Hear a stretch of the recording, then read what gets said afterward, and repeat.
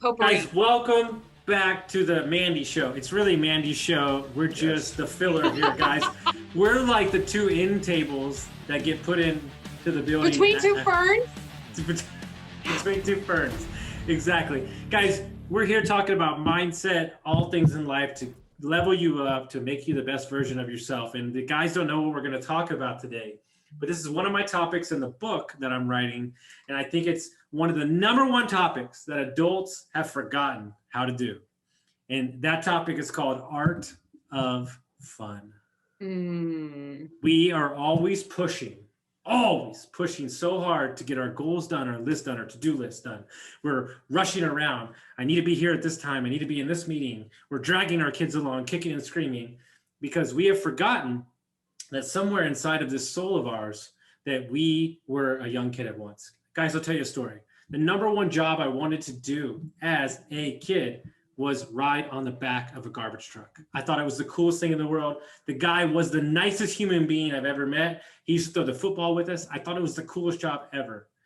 And let's just say I don't want to do that now, but the aspects of why I wanted to do that were very interesting. And what I think is funny is we have removed ourselves so far from the aspects of having fun that we don't even understand what that is anymore, because we're so worried about getting to the next goal. Because when I get there, I'm going to be happy that when I get there, I'm going to have fun, which is total BS. I'm going to get healthy when I get there.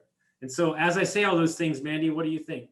Oh, well, I don't know the poem, but there's a poem called Someday I'll. Like, I'm going to someday I'll, and it's like, someday I'll have fun. And then at the end of the day, like, there's no some days left.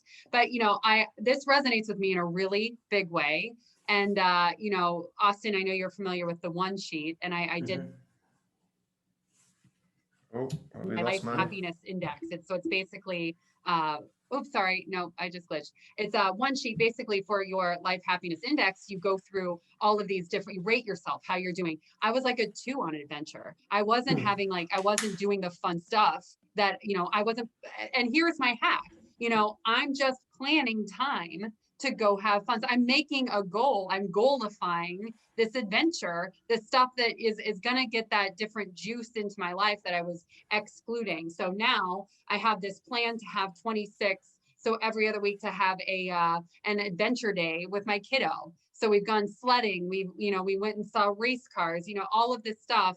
Like, how can we go have some sort of adventure and fun and bake that in a way that, I'm kind of tricking my brain, because it is a goal. It is something that I'm planning. So, and how do we have fun in everything we do? Like, this is fun with you jokers. Like, we have so much fun, and this is, we get to do this. This is our work, you guys. How lucky are we? And that's the thing, right? It's like, maybe I'm wrong here, but maybe part of what you're getting at as well is, Austin, is not only having fun as in whatever fun is to you, right? Going on vacation or going skiing or whatever, right? That's fun, right? For most of us, whatever that is fun. It's also making what you're doing fun, right? Like you're saying, that the journey is so much better than the destination so much times. And I think we forget that so much, me included, right? 100% me included, because you want to get to 100 units. You want to build on a piece of land. You want to do this, you want to do that, you're doing that. And you're getting caught up in all that and the dream and the aspirations and the goals, right? And it's great. Need that 100%. But the fun can be actually now, right? The fun could be speaking with a broker about a deal you're trying to do. It could be the fun of looking at a deal and be like, oh, does this deal make sense? Is this going to get me a 10% cash on cash or whatever it is, right? The fun could be in that, right? And the art of fun, I guess, could be that as well. I don't know if that's what you're saying, but I think that's important as well, because it is fun, right? When you think about it, majority of us would not be doing real estate or whatever we're doing as a side hustle if it wasn't fun to us, right? I love real estate. I think it's so cool and it's so fascinating how it works and people that I go into it and the possibilities, right? And I think it's like you said, if you make that fun, that can be a huge part of it. But I don't know if that's what you're getting at, Austin. Oh, 100%. I'm saying this goes back to our previous episode. What are you attaching to the aspects of your job and saying, like she said, do I get to, right? Like, here's a funny story. The great thing about a coach is the coach makes you feel like shit when you're like, you've backed yourself into a corner, right? Like in my previous job, when I first started in the real estate space, like I wanted to be the Airbnb guy. Like that was my thing. Like, I'm going to be the Airbnb guy. I'm going to be the best one at it. I'm out on the ledge. Like, let me be the Airbnb guy. And then when I got to the ledge, I hated everything about it. And he said, well, you're the one that wanted to be here in the first place. Because I removed all fun from that aspect, because I thought what I wanted was for people to view me as the Airbnb guy, because that's what validate who I am. What I realize is that those aspects don't even matter to me, because how I'm living my life matters to me. And one of the jokes I do in my rants, right? I don't know if I should say this, but whatever. We'll just, everything's good here. But the two jokes I made was, if you're flipping your 10th house, maybe you pick green cabinets over tan cabinets. Like, oh my God, would that be fucking crazy? Like, to get crazy, you know? We're so rigid in who we are as people that we don't allow ourselves to be happy anymore on the journey to get to where we're going, because we've created these boxes that we have to live in, these parameters that we have to live in, that don't allow one iota of grace to be able to give ourselves the moment to say, you know what, we didn't get it done today, but we're just going to go do it tomorrow. And that list is still going to get done, because we've created these, basically our own prisons of these boxes of, you know, it's one of the things, see if this resonates. We were talking about on my other podcast that we as human beings have bastardized gratitude.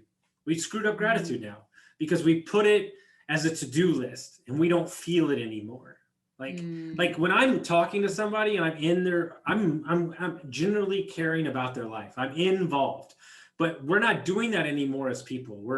I'm doing my gratitudes. I'm saying it. Like, yeah, but you're just saying it. You're not feeling it. You're not understanding why you're doing it. You're not in real estate because you're understanding why you're doing it. And so we have to get back. One of my mentors, it's weird, really odd, but what, you know, hey, I get the aspects of it. 65 years old. And he says that he works on exclusively with his coach is tapping into the 8-year-old self of him. And I'm like, this is a man that is 65 years old that, in my opinion, hikes mountains and skis that looks like he's like 30. And so in my opinion, that has to be because he's tapping into the aspects of who he is as a child.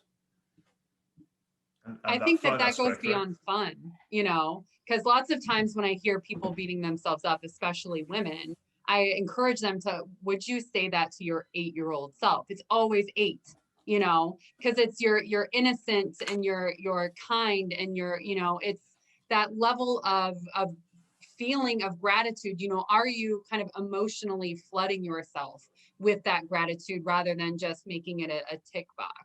And, you know, it's something that, you know, my kiddo at night, I'm brainwashing the heck out of him. But every night we lay down, we read a story and he tells me what he's grateful for at the end of the night. And it's, you know, I feel like if it's something that is part of you from the jump, it's something that you're more likely to feel deeply rather than just, this is my to-do list. And I want to tell you a little parenting win, guys. So it was just his 5th birthday. And homeboy, like, we sang happy birthday to him, and somebody said, make a speech, Duncan, make a speech. And he goes, I am so grateful for everyone at my party. And he looks at every single one of them. And I won. Like, I you know, cause it was a true feeling thing that you cannot recreate. And I think it goes hand in hand with the fun stuff. It's are you vulnerable enough? Are you open enough? Are you childlike enough in order to go that deep? And I find, like, a lot of people who have a positive outlook and people that live a longer time, I guess, I don't know, maybe there's no correlation between this, but like, they're so super, how they frame stuff is, like you said, like, they're so positive about stuff, right? My grandma, who lived to be, I think she was 95, was always like so positive. Even when she was talking about death, right? She was like, okay, one day I'll have to leave, but I've got to make room. She always said this. And I was like, don't say this. She was like, I've got to go at some point and make room for the younger people, right? And she was like completely fine with it. And it's like you said, it's just having that outlook of being positive to this stuff is just crazy. And that gratitude, I think it plays a huge part of it. And being, like you said, young and innocent and playful, I guess, you know, to a certain degree, right? Like, it's like, life is fun, right? And we only get one life. It's just like, I've said this a few times, I'm 39 now, and I don't know how it happened. It happened so quick. And I was speaking to someone the other day, and they were 55, and they're like, literally, I have no idea how I'm 55. And I was like, Yeah, exactly. It goes by so quick, right? So why not have fun when you're doing it, right? We have that choice, right? It's easy, so easy to be negative, so easy to be miserable, so easy to get caught up in everything, right? But man, today is important, right? Today is so important. You can have fun today, whatever that might be. Even if you, like you said, you've got to put it in your calendar, right? Put an hour of fun a day, right? No, it doesn't matter, right? As long as you're having it, it can literally make a difference in your life. And at least then you can look back and be like, oh yeah, the last week was great. I had fun every single day. And sometimes the personal development can be too personal. Like sometimes the personal development to me feels like an intoxicating collar around, like me choking myself. And I always tell myself and my clients, then put it away for the day. Like, don't listen to that book. You know, I'll be honest with you. On Friday, I always listen to a book when I'm walking in the morning. Fridays, I generally listen to music, and I'm giving myself that time to like enjoy myself and do all that stuff. And one of the biggest wins of my entire life is being able to reschedule a meeting and not feeling bad about it. If I'm not in the place where I can take the meeting and I'm not showing up as a version of myself that person deserves, then I need to step away from it and understand that some days it's just not in the cards. And for me, that's been the hardest thing I've worked on, is giving myself the opportunity to be okay with making that decision and saying that that person deserves me at my best, because we might have an amazing conversation. They don't deserve me as just trying to get through the meeting. You know, it is pretty interesting because we started out with fun. And now we're on these like super deep, all the way down the rabbit hole. It just goes to show you that it's all interrelated. And it's like your life is like a wheel. You know, if one of the spokes is completely underdeveloped or broken, like your fun spoke, then the wheel is not going to roll as easily or as quickly, you know. So it's really important to make sure that you identify where you've got a blind spot in your life. Like for me, that exercise of doing the life happiness index, like really, you pointed out that, holy crap, I need more adventure, I need more fun. How am I going to get it done? Let's schedule it. You know, things are more fun. I feel like we work very hard to get fun into anything that we're doing, but you know, that's my advice, you guys, that if you're not having fun, pay attention to the parts of your life that are underdeveloped, that don't have the right amount of weight or your focus into. And then, you know, really pay it some attention, schedule it if you have to, because every part of your life, including fun, including adventure, including self-care, it matters. It matters to what you're going to get done and the legacy that you're going to leave. So pay attention. Boom. Done. Barri, tell us, how can everybody get a hold of you? Wrestlingwithrealestate.com. Austin and Linney, find me everywhere. Mandy. And you can find me at mandymcallister.com. Thanks, everybody.